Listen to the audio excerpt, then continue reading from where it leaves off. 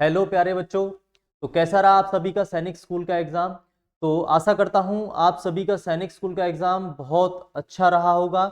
इसमें आपने बहुत अच्छा स्कोर अचीव किया है। तो प्यारे बच्चों, अभी हम यहाँ ये जानने का प्रयास करेंगे कि कितना स्कोर आपका बन रहा है और क्या क्या आपने सिली मिस्टेक्स की इस पेपर के अंदर। तो आइए जानते हैं यहाँ पर कि किस सब्जेक्ट में आपका कितना स्कोर बन रहा है। तो प्यारे बच्चों, सबसे पहले आप अपना एग्जाम क्वेश्चन पेपर आप अपने साथ रखें और उसमें टिक करते रहें कि कौन सा ऑप्शन आपने जो है ओएमआर में फिल किया है। इससे क्या होगा, इससे हम ये पता लगा पाएंगे कि हमारे जो मार्क्स हैं वो कितने स्कोर हमारा इसमें बैठ रहा है, कितना स्कोर हमने अचीव किया है और हम कट ऑफ में हमारा नाम आएगा या नहीं आएगा। तो प्यारे बच्चों, इससे हम ये जो है जानेंगे। और आप सभी अपना क्वेश्चन पेपर साथ रखें। सबसे पहला हमारा जो सेक्शन ए है इंग्लिश लैंग्वेज। तो सबसे पहले इंग्लिश को मैच करेंगे हम कि कितना स्कोर हमारा इंग्लिश में बन रहा है। चलिए क्वेश्चन की तरफ चलते हैं। Choose the correct meaning of the sentence given below. She lives in her ivory tower. यानी यहां पर आइवरी टावर का मतलब है कि ऐसी बिल्डिंग या ऐसा क्षेत्र जो बिल्कुल कोरी कल्पना से ग्रसित हो, यानी बिल्कुल रियलिस्टिक दुनिया से दूर हो। तो इसका मतलब क्या हो जाएगा? Simple, she lives in her imaginary world. She lives in her imaginary world, यानी इमेजिनरी वर्ल्ड हो जाएगा। बहुत से बच्चे इसका आइसोलेटेड बिल्डिंग लगा के आए होंगे या ब्यूटीफुल ट्री, तो इसका सीधा सा सिंपल सा है इमेजिनरी वर्ल्ड। आंसर इसका हो जाएगा। तो नेक्स्ट क्वेश्चन की तरफ चलते हैं। आप सभी अपना ट्रिक करते रहना कौन कौन सा आपका ऑप्शन आपने टिक किया है, कौन सा फिल किया है ओएमआर शीट में। चलिए नेक्स्ट क्वेश्चन तरफ चलते हैं। One's cup of tea. One's cup of tea का क्या बताना है? इडियम एंड फ्रेजेस बताना है। तो इसका मतलब क्या है? वंस कप ऑफ टी जिसको हम लाइक करते हो। ठीक है जी। तो लाइक वर्ड किस में आ रहा है? इसमें ये रहा। तो इसका मतलब सीधा सिंपल हो जाएगा टू वंस लाइकिंग। ठीक है जी। नेक्स्ट क्वेश्चन की तरफ चलते हैं सर। नेक्स्ट क्वेश्चन में क्या कह रहा है ये? देखिए पेपर इतना हार्ड नहीं था। यदि थोड़ा सा भी हम तरीके से क्वेश्चन को पढ़ते और देखते तो इजीली हम इसको कर सकते हैं। You have been working very hard. Sir ji has been, have been और वर्ब की फोर्थ फॉर्म। तो हैज बीन, हैव बीन और वर्ब की फोर्थ फॉर्म कौन से टेंस में आती है? Present perfect continuous. तो सिंपल आपने यही लगाया होगा। देखो फ्यूचर नहीं हो सकता, पास्ट नहीं हो सकता, प्रेजेंट परफेक्ट कॉन्टिन्यूअस टेंस ये सीधा है। और आपने सही किया है बिल्कुल ये। ठीक है जी। नेक्स्ट क्वेश्चन की तरफ चलते हैं। नेक्स्ट क्वेश्चन में क्या पूछा है? Fill in the blank with correct degree of comparison. इसमें क्या पूछ रहा है? वो डिग्री ऑफ कंपैरिजन पूछ रहा है भाई। Do you work test then Neelam. अरे सर जी देन दे रखा है इसमें, और देन के साथ कौन सी डिग्री आती है? कंपेरेटिव डिग्री आती है। कंपेरेटिव किसकी लगानी है इसमें? मच मोर मोस्ट की। तो मच मोर, मोर इसमें क्या हो जाएगा? कंपेरेटिव डिग्री हो जाएगा। सिंपल, ना पढ़ना है ना देखना है कुछ, सिंपल देखने मात्र से ही ऑप्शन निकल रहा है क्वेश्चंस का। ठीक है सर। अगला क्या कह रहा है ये? नेक्स्ट, यदि थोड़ा सा भी दिमाग लगाओगे तो भी हो जाएगा इजीली, इतना डीपली नहीं सोचना था पेपर में। Fill in the blank with correct degree. फिर दोबारा से डिग्री पूछ रहा है ये। Arun rain dash of all. Sir ji all, all का मतलब सभी, रन का मतलब दौड़ना, और अरुण, अरुण को उन सभी से क्या कर दिया? कंपेयर कर रहा है। कंपेयर नहीं कर रहा, अरुण क्या है? उन सब में सबसे बेस्ट है, यानी फास्ट, फास्टर, फास्टेस्ट की डिग्री, यानी दौड़ रहा है। तो ऑफ ऑल, ऑफ ऑल का मतलब सभी। तो सभी से अरुण को कंपेयर किया, मतलब विशिष्ट बना दिया अरुण को। तो अरुण क्या है यहां पर? फास्टेस्ट हो जाएगा। तो कौन सी डिग्री आएगी यहां पर? सुपरलेटिव डिग्री आ जाएगी। ठीक है sir. Arun rain fastest of all, यानी सभी से अरुण क्या दौड़ रहा है?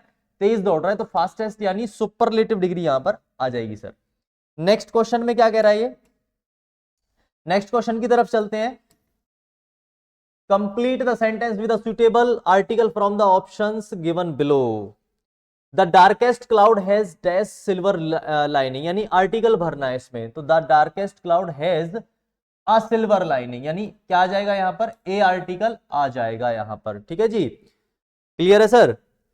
अब बहुत से बच्चे कह रहे हैं सर जी यहां पर तो जो है सिल्वर ये मेटेरियल नाउन है, तो मेटेरियल नाउन से पहले कोई आर्टिकल नहीं आएगा, लेकिन ओमिशन ऑफ इसमें दे नहीं रखा है पेपर में। ठीक है, ऑप्शन में है नहीं वो। तो नेक्स्ट की तरफ चलते हैं बेटा जी।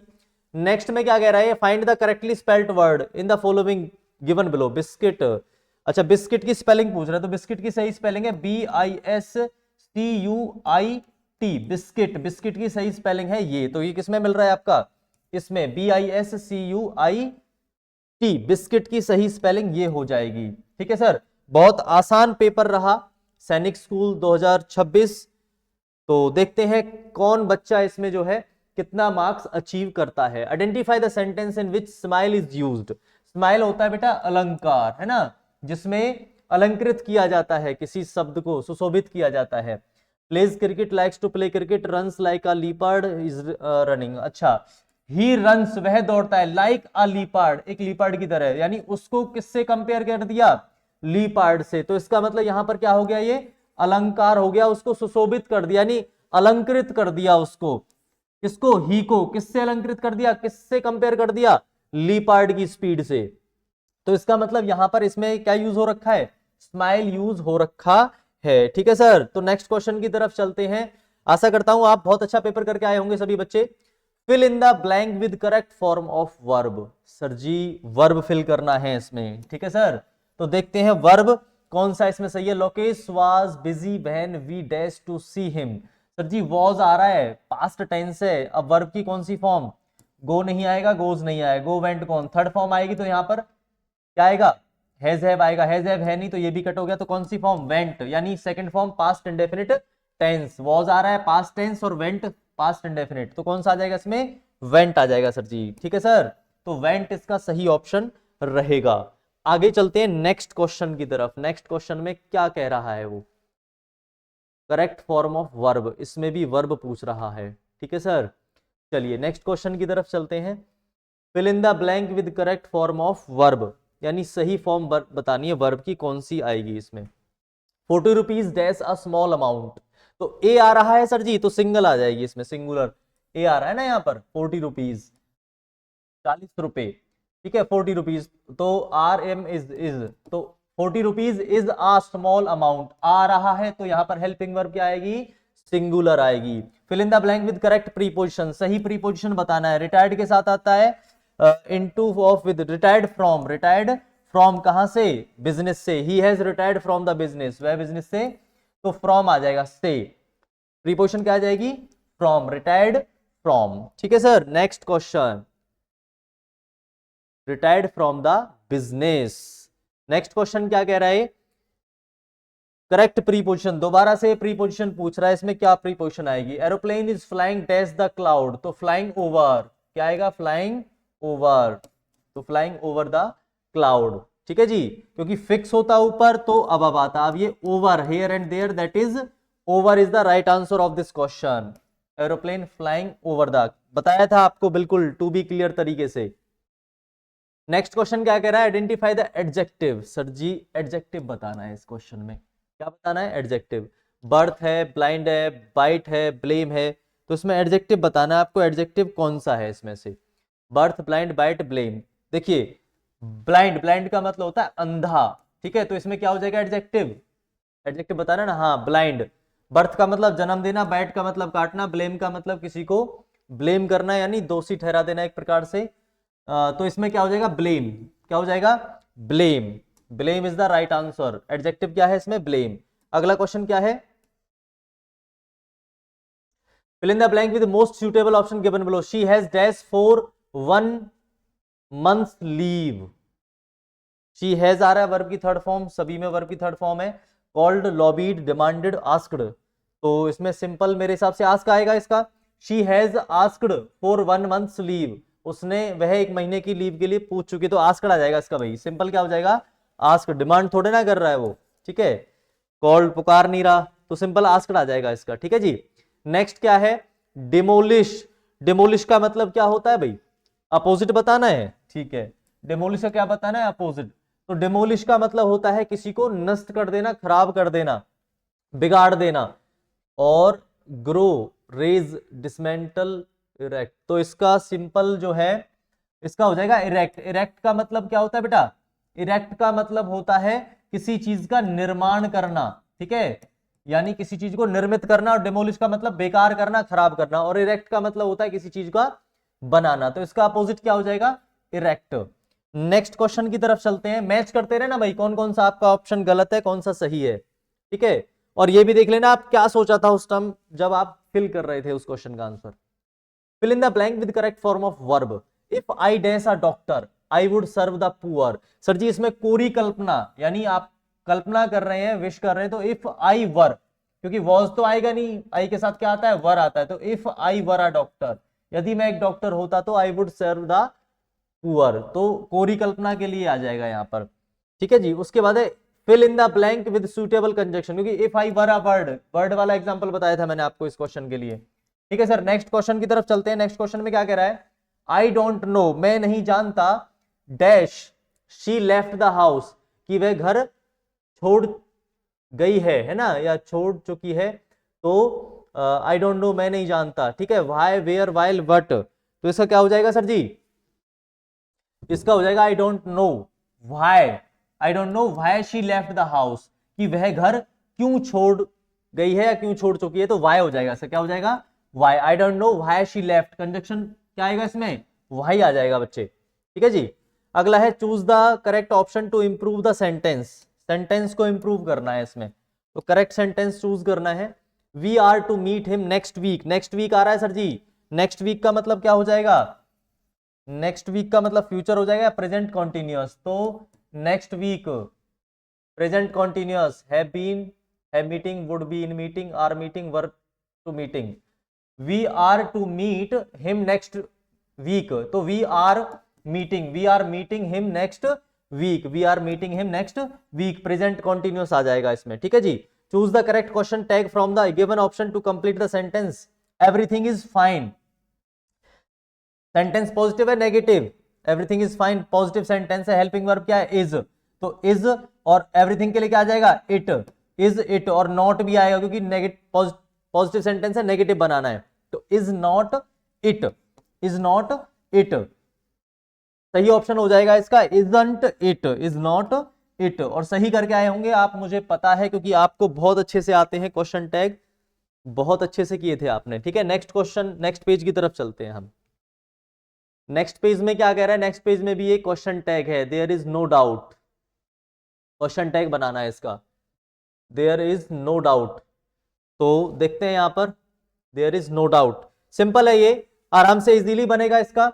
सेंटेंस क्या है, नेगेटिव, तो क्या बनाएंगे, किस सेंस में लेके जाएंगे, पॉजिटिव सेंस में, तो यहां पर ये देख लिए, ये नेगेटिव है, ये नेगेटिव है, ये नेगेटिव है, एक ही पॉजिटिव है, तो यही हो जाएगा सिंपल इसका। और वैसे भी देख सकते हैं आप, इज हेल्पिंग वर्ब है, इज लगा दिया, और देयर का देयर आ गया, सिंपल, क्योंकि सेंटेंस नेगेटिव है और पॉजिटिव बनाना है, ये भी नेगेटिव, ये भी नेगेटिव, ये भी नेगेटिव, तो ऑप्शन में कुछ करने की जरूरत नहीं है, आंखों से एक बार देखा तुरंत उसका आंसर निकल रहा है, ज्यादा पढ़ने की हमें जरूरत नहीं थी। अगला, रीड द पैसेज केयरफुली, अच्छा डॉक्टर एपीजे अब्दुल कलाम जी का पैसेज दे दिया यहाँ पर, was the 11th president of India. चलिए क्वेश्चन की तरफ चलते हैं, choose the correct fill in the, doctor APJ Abdul Kalam was born in, doctor APJ Abdul Kalam was born in Chennai, Pokhran, तो इनका तो रामेश्वरम में जन्म हुआ था ना, ठीक है, ये रही, was born and raised in Rameswaram, ठीक है, सिंपल इसका कौन सा हो जाएगा, रामेश्वरम हो जाएगा। इनमें तो पढ़ने की भी जरूरत नहीं थी, पैसेज देखने की जरूरत नहीं, तुरंत हो जाता है इसका। According to the passage choose the incorrect statement, सही स्टेटमेंट कौन सी नहीं है इनमें से, doctor Kalam is known as the missile man of India, ये बात ठीक है, मिसाइल मैन कहा जाता है उनको। Doctor Kalam played very important role in India's nuclear test in 1998। देखो मैंने आपको बताया था कि कुछ पैसेज तो ऐसे आते हैं जिनमें पैसेज को देखने की जरूरत ही नहीं होती, सिंपल हमें ऑप्शन से उसका आंसर मिल जाता है, ठीक है जी, क्योंकि जीके आपने पढ़ रखी है ना। Doctor APJ Abdul Kalam was the 11th president of India, doctor Kalam received the Bharat Ratna 1991।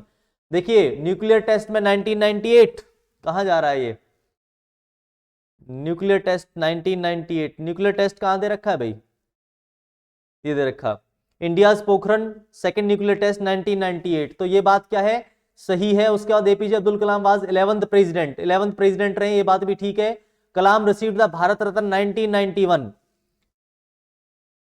ये रहा पद्म विभूषण और पद्म भूषण, पद्म भूषण 1981 और पद्म विभूषण 1990, तो सर जी इसमें सीधा सा ये क्वेश्चन, सॉरी इस क्वेश्चन में फोर्थ ऑप्शन क्या कर रखा है सर जी, गलत दे रखा है, doctor Kalam received the Bharat Ratna 1991, ये क्वेश्चन मतलब ये ऑप्शन गलत है, तो इसने इनकरेक्ट पूछा है, तो इनकरेक्ट कौन सा हो जाएगा इसमें, doctor Kalam received the Bharat Ratna 1991। भाई ऑप्शन की बात करूं तो ऑप्शन तो मेरे हिसाब से इजी दिया है इसने, choose the correct option, United Nations recognise doctor Kalam's 79th birthday as national students day world students day, world science day, national science day. Sir ji 79th जो बर्थडे था इनका वो किसके रूप में मनाया गया भाई? ये रहा doctor Kalam 79th birthday as world students day, तो किसके रूप में मनाया गया सर जी? World students day. तो इसका सही ऑप्शन हो जाएगा world students day is the right option here, यहां पर ये सही ऑप्शन हो जाएगा। आगे चलते हैं सर जी। Doctor Kalam had led India from one achievement to another in space technology, identify the part of speech for technology from the given sentence. Sir जी कई बार आपको करवाया था बच्चा कि जो पार्ट्स ऑफ स्पीच कई कई बार करवाए थे, अब यहां पर किसका पूछ रहा है? ये टेक्नोलॉजी का पूछ रहा है। तो टेक्नोलॉजी क्या है? Noun, verb, adjective, pronoun. तो सिंपल यहां पर टेक्नोलॉजी क्या हो जाएगी आपका? एडजेक्टिव है। ये क्या है? एडजेक्टिव टेक्नोलॉजी, ठीक है ना जी। नाउन, वर्ब, प्रोनाउन, प्रोनाउन तो नहीं है, वर्ब भी नहीं है, तो सिंपल क्या हो जाएगा? ये एडजेक्टिव, ठीक है जी। नेक्स्ट क्वेश्चन की तरफ चलते हैं। Out of the given options choose the synonym of recognise. Recognise का बताना है, रिकॉग्नाइज का क्या है, ठीक है सर। रिकॉग्नाइज का मतलब एक प्रकार से आइडेंटिफाई करना, पता लगाना, रिकॉग्नाइज, आइडेंटिफाई। सिनोनिम बताना है ना? हाँ ठीक है, सिनोनिम बताना है तो आइडेंटिफाई हो जाएगा रिकॉग्नाइज का, ठीक है सर। ये 25 क्वेश्चन इंग्लिश के रहे। तो अपना स्कोर देखें कि इंग्लिश में आपके कितना स्कोर बन रहा है, कितने क्वेश्चंस ठीक हैं, और ये देखें कि कहां आपकी कमी रही, कहां मिस्टेक आपकी रही, क्या जल्दबाजी की आपने, ठीक है, या कहां पर आपने थोड़ा बहुत भी उस पर दिमाग नहीं लगाया क्वेश्चन पर। देखो इंग्लिश भी हमने आपको ट्रिक तरीके से करवाई थी, ठीक है प्यारे बच्चों, इंग्लिश को भी हमने ट्रिकी तरीके से करवाया था ताकि आप चीजों को बहुत जल्दी आइडेंटिफाई कर सके, क्योंकि कंपटीशन एग्जाम के अंदर क्वेश्चन पढ़ा नहीं जाता क्योंकि टाइम बहुत कम होता है, सीधा क्वेश्चन पर वार किया जाता है, उस पर उसका आंसर क्लिक, सिंगल क्लिक में उसका आंसर निकाला जाता है। तो प्यारे बच्चों आशा करता हूं इंग्लिश में आपका बहुत अच्छा रिजल्ट रहा है, और जितना भी जो भी आपका रिजल्ट है वो कमेंट बॉक्स में आप बताएं कि कितना आपका इंग्लिश का रिजल्ट रहा है, ठीक है प्यारे बच्चों। तो आशा करता हूं आप सभी का एग्जाम बहुत अच्छा रहा, बहुत अच्छे से आपने एग्जाम किया, और जिस लेवल पर आप हैं इससे भी और बेहतरीन लेवल हमें बनाना है।